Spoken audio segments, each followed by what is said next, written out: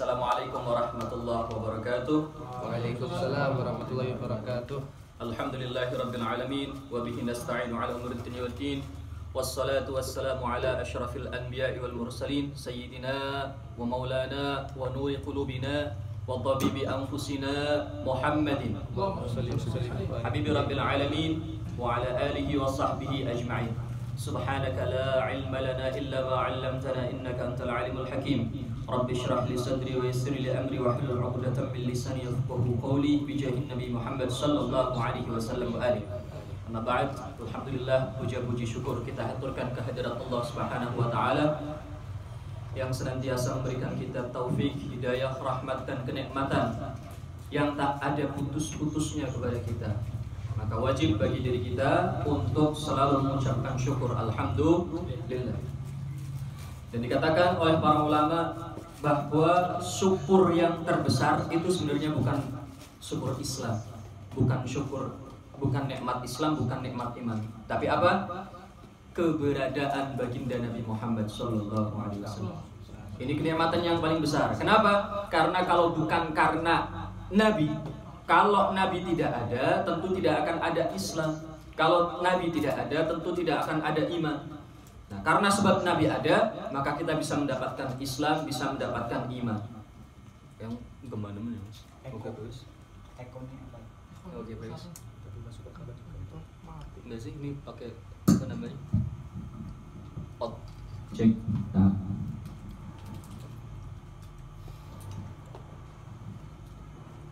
Kemudian sholawat serta salam semoga selalu tercurahkan kehadirat baginda Nabi besar Muhammad sallallahu alaihi wasallam, Nabi yang kita peringati kelahirannya pada bulan ini. Dan sesuai dengan tema, kita akan membahas tentang apa ya? Tema yang di tema kelahiran Nabi Muhammad sallallahu alaihi wasallam pada umat terdahulu. Kabar tentang kelahiran Nabi pada umat terdahulu. Jadi keberadaan baginda Nabi ini sudah dikabarkan oleh Allah, diumumkan, diviralkan, bahkan bukan hanya umat terdahulu, bahkan sebelum umat manusia ini tercipta, sebenarnya Allah sudah menerangkan secara apa namanya, implisit bahwa kelak Allah akan menciptakan Nabi Muhammad. Ketika Allah Subhanahu wa taala itu berkata kepada para malaikat, inni ja'ilun fil ardi khalifah, wahai para malaikat, aku pengen membuat khalifah, pemimpin di muka bumi. Nah, di situ sebenarnya ada implisit dari Allah bahwa kalau adanya khalifah otomatis harus ada sebab-sebab yang menjadikan khalifah tersebut, pemimpin tersebut muncul di muka bumi. Ini implisit dari Allah Subhanahu wa taala bahwa kelak Allah akan menciptakan baginda Nabi Muhammad. Kemudian diciptakan Nabi Adam alaihissalam. Ketika diciptakan Nabi Adam, baginda Nabi Adam itu para malaikat disuruh sujud semuanya kepada Nabi Adam, illa iblis yang dikatakan dalam Al-Qur'an. Lalu kemudian semuanya bersujud. Untuk apa mereka bersujud?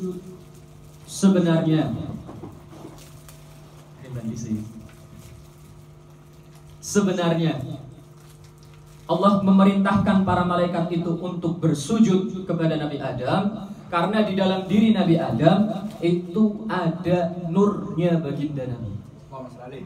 Ketika Nabi Adam diciptakan, kemudian beliau sendirian di sorga, jalan-jalan di sorga, kesana kesini, ada panggilan, ya Aba Muhammad, ya Aba Muhammad, wahai ayahnya Muhammad. Nabi Adam bingung, siapa yang dipanggil? Tengok kanan, tengok kiri, depan, belakang, gak ada yang memanggil. Ketika tengok ke atas, ada cahaya baginda Nabi yang kemudian langsung merasuk ke dalam tubuhnya Nabi Adam alaihissalam. Dan cahaya tersebut Allah titipkan di tulang sulbinya Nabi Adam. Saking indahnya cahaya itu, para malaikat, para bidadari, semua penghuni surga, saking terpesonanya dengan cahaya Nabi Muhammad, mereka selalu membuntuti Nabi Adam, ngeliat bagian belakangnya Nabi Adam, tulang sulbinya Nabi Adam, karena di situ ada cahayanya Nabi Muhammad. Nabi Adam bingung, ya Rabb, ada apa ini kok semua malaikat bidadari penghuni surga pada di belakangku, nguntit di belakangku, semuanya kumpul semuanya di sana. Ada apa ini?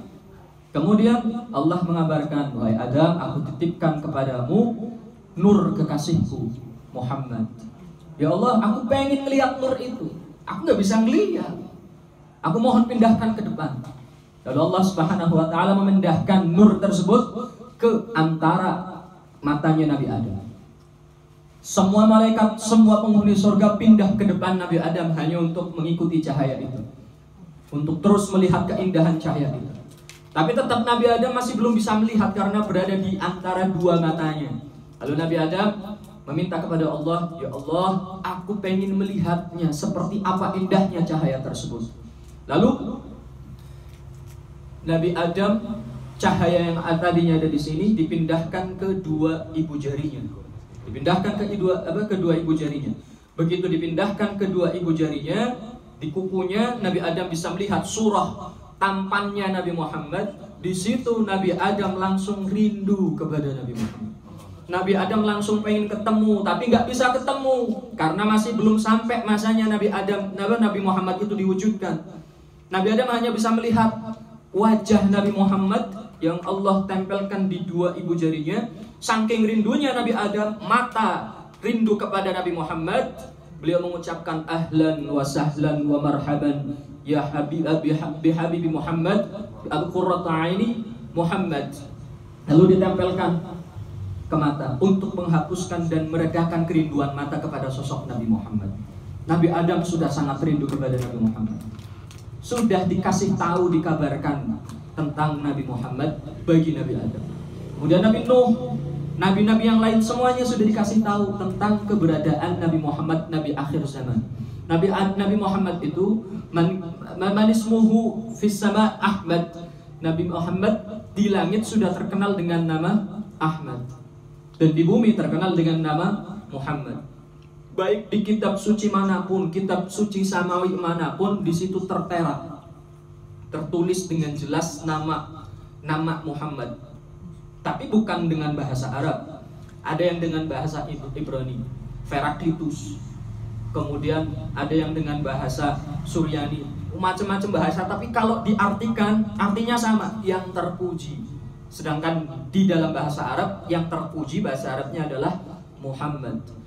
Dari rentetan kitab suci itu sudah sangat jelas mengabarkan tentang keberadaan Nabi Muhammad yang nanti akan diutus di akhir zaman. Diyakini oleh semua umat, diyakini oleh semua nabi, dan mereka wajib percaya dengan keberadaan Nabi Muhammad. Bagaimana nggak percaya? Orang mereka mendapatkan keistimewaan dari Allah sebab Nabi Muhammad. Nabi Ibrahim nggak mempan dibakar sama apinya Namrud sebab Nabi Muhammad. Nabi Nuh dengan semua yang beliau bawa di dalam kapal bisa selamat, padahal notabene-nya dalam banjir yang sebesar itu nggak akan pernah ada yang bisa selamat. Tapi Nabi Nuh dan pengikutnya semuanya selamat karena Nabi Muhammad. Nabi Musa bisa selamat dari kejaran Fir'aun, terbelah itu laut karena Nabi Muhammad. Apa dikatakan sama Imam Al-Busiri di dalam qasidahnya? Wa kulluhum min rasulillahi multamisun gharfan minal bahri aw rashfan minad diyami. Semua nabi dan rasul yang jumlahnya sangat banyak itu 124.000, semuanya itu ngambil sedikit, hanya seciduk keberkahan dari lautan keberkahan Nabi Muhammad sallallahu alaihi wasallam. Dan dengan seciduk itu jadilah Nabi Ibrahim, dengan seciduk itu jadilah Nabi Nuh, dengan seciduk itu jadilah Nabi Isa bisa menghidupkan orang mati. Nabi Isa bisa membuat burung lalu dengan tanah lalu dihidupkan. Semua nabi dan rasul mendapatkan keistimewaan dan mukjizat itu tidak lain tidak bukan karena mengambil seciduk dari lautan keberkahan Nabi Muhammad sallallahu alaihi wasallam. Makanya nggak mungkin orang-orang terdahulu menafikan keberadaan Nabi Muhammad yang kelak akan diutus. Nabi Muhammad itu dari jalurnya Nabiullah Ismail. Sedangkan orang-orang Israel, Yahudi itu dari jalurnya Nabiullah Ishak. Nabi Ishak dan Nabi Ismail dua-duanya satu ayah. Siapa? Nabi Ibrahim. Nabi Ibrahim punya istri Hajar, lahir Ismail. Punya istri Sarah, lahir Ishak. Dari Ishak ini lahir Yakub. Yakub nama lainnya Israel. Israel artinya apa? Hamba Allah. Anak cucunya Israel namanya Bani Israel. Nabi Yakub atau Nabi Israel ini punya anak 12. Salah satunya yang paling tua adalah Yahuda. Anak cucunya Yahuda ini akan menjadi kaum Yahudi. Dan kaum Yahudi ini yang terus mengeluh-elukan keberadaan Nabi terakhir. Mereka sangat memuji-mujinya, sangat menunggu-nunggunya. Ketika mereka dilanda kesusahan, dilanda kegentingan, perang melawan kaum-kaum lain, ketika mereka mau kalah, selalu mereka meneriakkan, "Ya Allah, demi keberkahan Nabi akhir zaman, jangan kau biarkan kelompok kami kalah." Udah mau kalah, kelompok mereka tinggal sedikit, pasukan tinggal sedikit, Allah berikan kekuatan sampai mereka menang. Setiap kali mereka dalam keadaan genting, mau kalah, mereka meneriakkan kata Nabi akhir zaman. Udah terkenal dari dulu, sudah populer viral dari dulu itu Nabi Muhammad. Kemudian Nabi Yusuf ini pernah ketika istrinya mau melahirkan dalam keadaan genting antara hidup dan mati, di luar kamar Nabi Yusuf yang seorang raja saat itu megang kalungnya. Dipegang kalungnya, merem kayak berdoa. Ada satu ajudannya yang tanya, "Wahai Nabi Yusuf, apa yang kamu lakukan?" Ini begitu, sebelum tanya ini pegang kayak gini. Di dalam kamar langsung terdengar suara bayi menangis. Langsung kabul, ibu selamat, anak selamat. Yang lihat tanya, "Nabi Yusuf, itu apa yang kamu pegang? Kenapa di saat genting seperti itu engkau pegang kalungmu, lalu Allah berikan pertolongan?" Di dalam kalungku ini terdapat sebuah nama dari Nabi akhir zaman, aku berwasilah dengan nama itu. Nabi Yusuf sudah kenal Nabi Muhammad. Semua Nabi dan Rasul gak ada yang gak kenal Nabi Muhammad. Bagaimana gak kenal? Waktu Isra Mi'raj saja, ketika mereka berada di Masjidil Aqsa, 124.000 Nabi itu rohnya kumpul di situ semuanya untuk melaksanakan sholat. Mereka bingung nyari imamnya siapa. Datang Nabi Muhammad dituntun sama malaikat Jibril ke mihrab, tempat pengimaman. Dikatakan, "Hadza imamukum." Ini imam kalian, pemimpin kalian. Langsung distempel sama malaikat Jibril yang bawa ke depan. Lalu Nabi Muhammad dalam peristiwa Isra Mi'raj tersebut sholat dengan dimakmumi oleh semua Nabi dan Rasul. Sallallahu alaihi Nabi Muhammad. Ya Allah. Gak usah Nabi Muhammadnya yang hebat seperti itu. Nabi Muhammad pernah bersabda, "Ulama ummati ka anbiya'i Bani Israel." Ulama-ulamanya umatku, kata Nabi Muhammad, itu seperti nabi-nabi Bani Israel. Bayangkan, ulamanya saja seperti nabi Bani Israel. Nabi cah. Ya apa itu? Nabi. Kemudian di dalam mimpinya ini siapa ya? Mimpinya Syekh Abdul Hasan Asy-Syadzili, Hizbul Bahar. Nah, yang ngarang Hizbul Bahar namanya Syekh Abdul Hasan Asy-Syadzili. Beliau itu sering mimpi ketemu Rasulullah. Dalam salah satu mimpinya beliau ngimpi ngelihat ada Rasulullah, Sayyidina Abu Bakar, Sayyidina Umar, Sayyidina Utsman, Sayyidina Ali, Khulafaur Rasyidin berjumpa dengan Nabi Musa. Dalam mimpinya siapa ini? Syekh Abdul Hasan Asy-Syadzili. Dalam mimpi tersebut beliau melihat Rasulullah berbincang dengan Nabi Musa. Nabi Musa mengawali perbincangan, "Ya Muhammad, ahaqqan qulta anna ulama ummatik ka anbiya'i Bani Israel?" Ini mungkin Nabi Musa agak-agak nggak terima dengan pernyataan Nabi Muhammad. Muhammad bener, Nabi Muhammad kan junior kan, secara umur berarti Nabi Muhammad junior. Muhammad bener, kamu pernah berkata dulu bahwa ulama umatmu itu seperti nabi-nabi Bani Israel, seperti saya yang kalimullah. Tapi Nabi Musa nggak mungkin sombong. Ini hanya ingin mencari kebenaran. Nabi Musa bertanya seperti itu, "Benar nggak kamu dulu ngomong seperti itu?" "Iya benar." "Masa ulama dibandingkan sama Nabi? Yang benar aja kamu. Coba salah satu di antara ulama." Kemudian Nabi Muhammad manggil Al-Imam Al-Ghazali, Muhammad bin Muhammad Al-Ghazali At-Tusi rahimahullah. Dipanggil Imam Muhammad Al-Ghazali. Kemudian disodorkan kepada Nabi Musa. Nabi Musa tanya, "Masmuk, siapa namamu?" Dijawab sama Imam Ghazali, "Ismi Muhammad bin Muhammad Al-Ghazali." Nabi Musa langsung bilang kepada Nabi Muhammad, "Ya Muhammad, hada ulama ummatik." Kayak gini ulamanya umatmu, ditanya nama, jawabnya nama bapaknya, nama kakeknya. Kalau orang pinter, kata Nabi Musa, kalau orang pinter ditanya nama, ya nama saja, singkat, jelas, biar langsung pada tujuan. Doi ini ditanya nama, jawabnya Muhammad bin Muhammad Al-Ghazali. Kayak gini kamu bilang pinter. Kemudian Imam Ghazali izin sama Rasulullah. Adabnya seorang ulama sebelum menjawab izin dulu sama yang punya ilmu, sama Rasulullah. Ya Rasulullah, boleh menjawab gak nih? Ya silahkan jawab. Dijawab sama Imam Ghazali, ya Musa, apakah engkau tidak ingat bahwa dulu ketika engkau dipanggil oleh Allah ke lembah Tursina, ke bukit Tursina, di situ Allah bertanya kepadamu.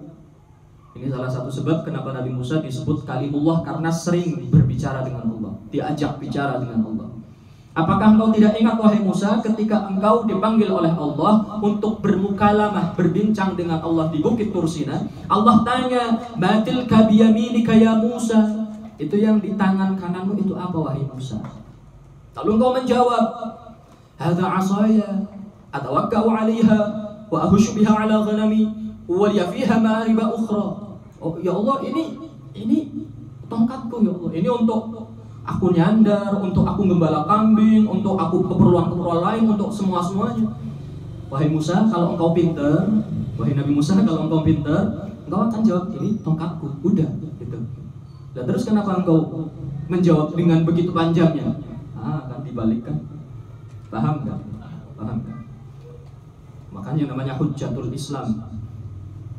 Imam Ghazali julukannya Hujjatul Islam. Saat itu dijawab sama Nabi Musa, oh iya, karena aku pengen semakin lama bercakap-cakap dengan Allah. Aku pengen menggunakan waktu emas itu untuk semakin lama bercakap-cakap dengan Allah. Makanya satu pertanyaan aku jawab dengan jawaban yang panjang. Dijawab lagi sama Imam Ghazali, begitu pula dengan aku wahai Nabi Musa. Nah, tetap meskipun di situ Nabi Musa sudah kalah debat kan, tapi Imam Ghazali tetap menjunjung tinggi kenabian Nabi Musa. Sama seperti aku wahai Nabi Musa, aku pengen bercakap-cakap lama dengan engkau karena aku ingin ngambil berkah darimu yang pernah bercakap-cakap langsung dengan Allah. Tetap ditinggikan Nabi Musa. Adabnya Imam Ghazali, pintar beradab. Nah, Masya Allah, sallallahu alaihi Nabi Muhammad. Ini semua kabar tentang Nabi Muhammad sudah diceritakan pada nabi-nabi terdahulu. Bahkan Allah mengambil perjanjian kepada mereka. Allah ambil perjanjian mereka, seandainya mereka hidup dan menangi Nabi Muhammad, maka mereka wajib beriman dan jadi umat Nabi Muhammad. Semuanya dari Nabi Adam sampai Nabi Isa diambil perjanjiannya itu. Lalu di masa dekat-dekat Nabi Muhammad mau lahir, itu banyak sekali kejadian-kejadian yang luar biasa. Hampir seumur alam semesta nggak pernah terjadi kejadian-kejadian ini. Salah satunya itu nukisat asnamu syirkin, dalam yang barusan kita baca. Nukisat asnamu syirkin, terbanting itu patung-patung lambang-lambang kesyirikan. Patung-patung yang ada di Romawi terbanting, nggak ada angin, nggak ada gempa, banting semuanya, jatuhkan diri, bunuh diri kabeh itu patung-patung, hancur di lantai-lantai kuil. Nukisat asnaf musyrikin. Muncul bintang Ahmad yang kemudian salah satu Yahudi di Madinah yang melihat bintang Ahmad itu bintang yang tidak akan pernah muncul kecuali sekali seumurnya alam semesta. Kapan? Ketika Nabi Muhammad lahir. Bintang Ahmad namanya. Yang tahu orang-orang Yahudi yang pernah baca Taurat, Zabur, Injil, tahu itu bintang Ahmad munculnya kapan? Cabut yang atas.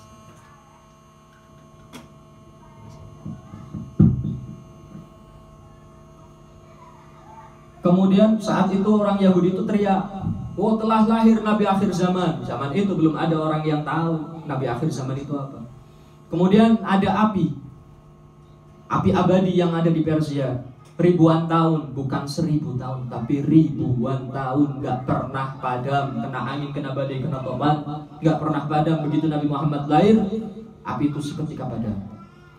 Juga terjadi hal yang sangat luar biasa. Pasukan gajah dihancurkan sama Allah dengan burung-burung ababil, membawa batu-batu dari Sijil, neraka, habis semuanya. Sebenarnya itu adalah tanda penghormatan Allah kepada kelahiran Nabi Muhammad.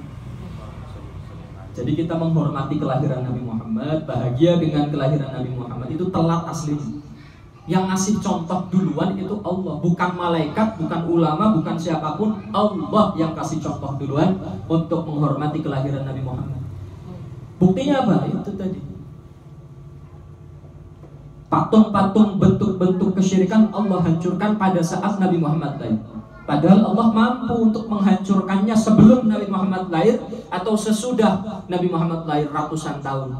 Tapi Allah pilih waktu pas Nabi Muhammad lahir. Kenapa? Karena Allah ingin memuliakan kelahiran Nabi Muhammad.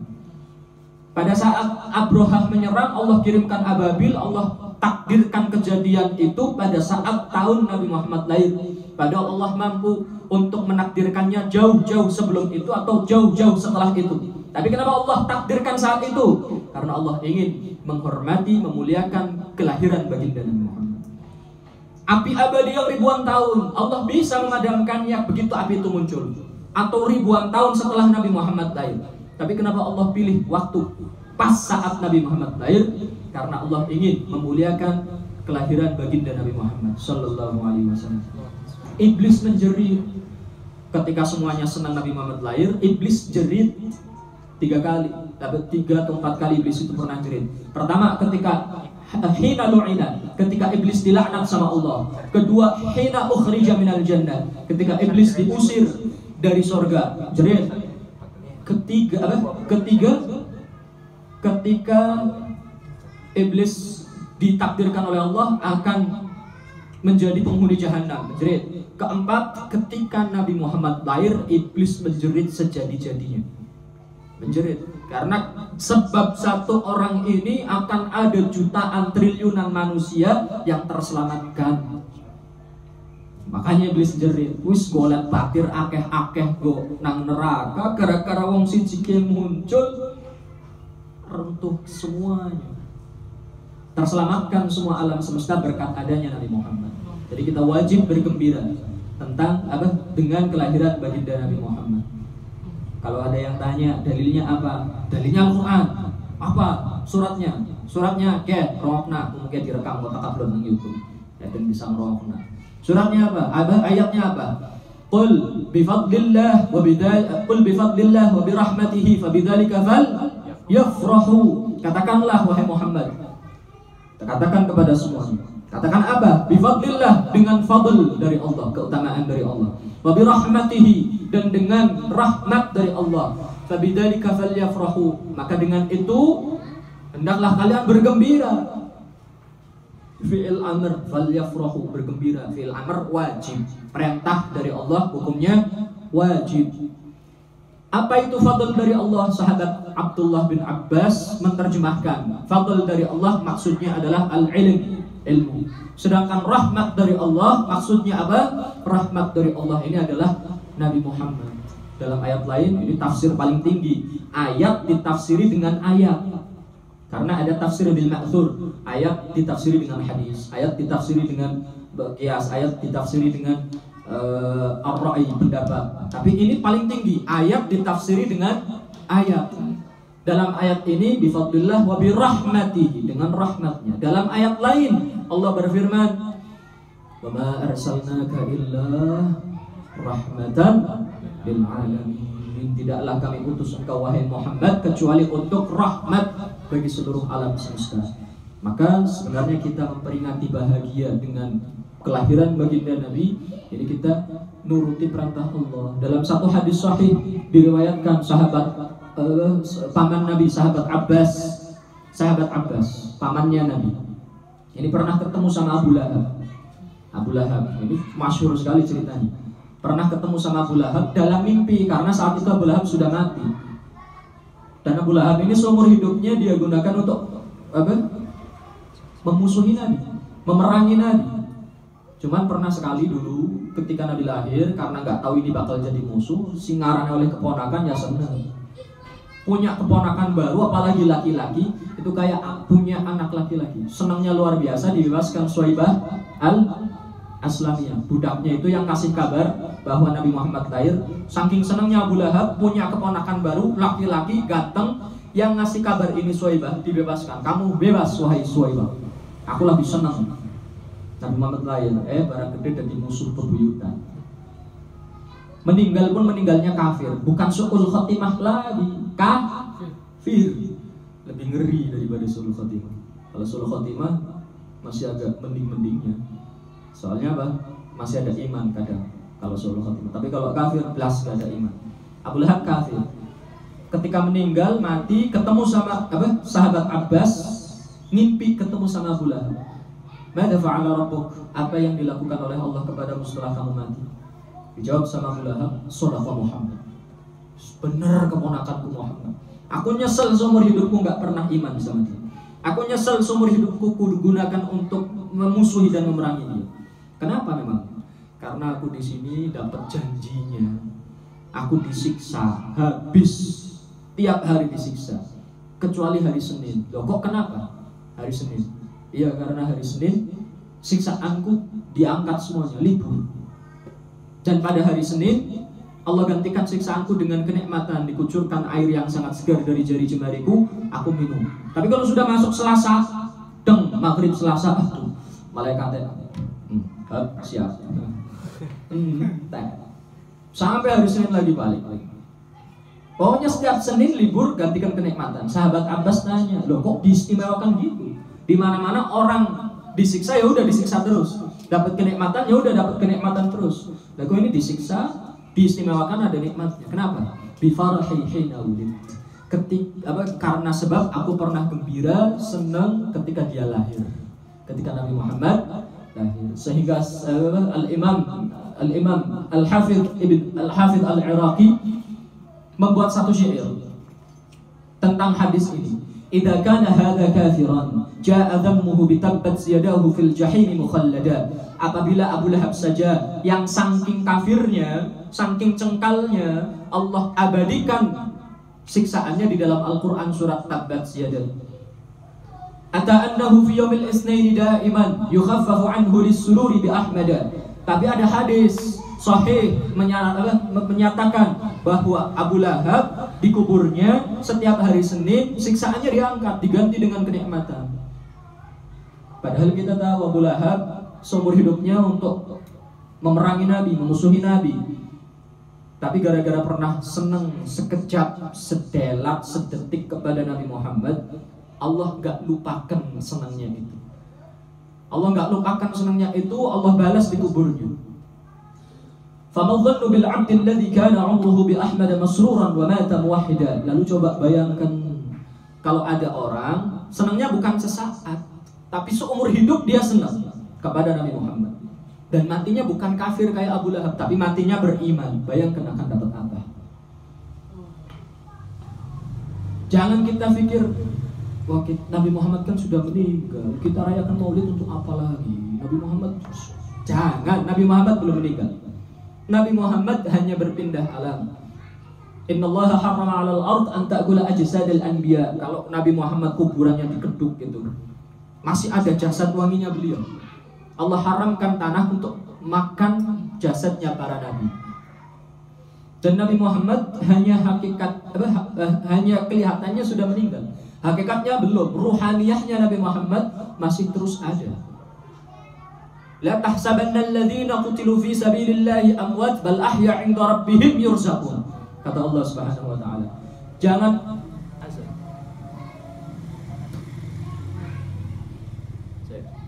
Allahu akbar, Allahu akbar, Allahu akbar, Allahu akbar. Asyhadu an la ilaha illallah, asyhadu an la ilaha illallah, asyhadu anna Muhammadar Rasulullah.